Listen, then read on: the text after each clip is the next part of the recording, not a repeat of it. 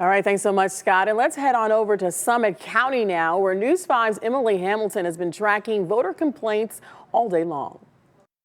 We stopped by a few of the busier polling locations here in Summit County today, and the main source of confusion seemed to be about where to vote because 10 former polling locations were consolidated with other polling sites because of the coronavirus.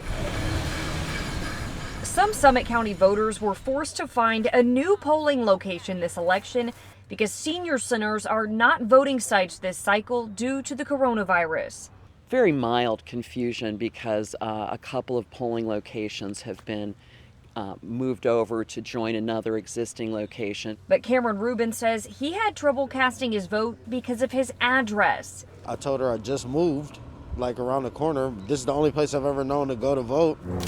Poll observer Nancy Holland says paperwork issues like this have been common this election.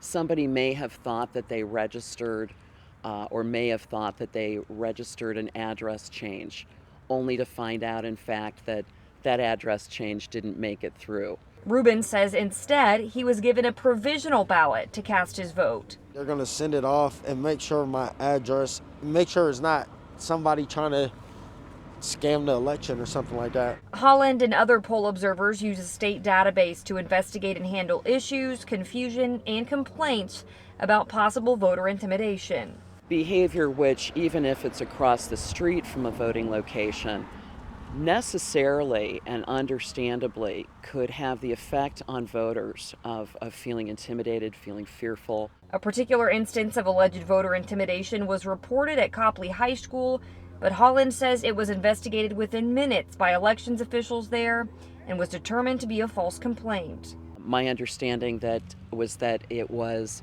not a real report. We, of course, keep a steady eye on anything that suggests there may be an issue.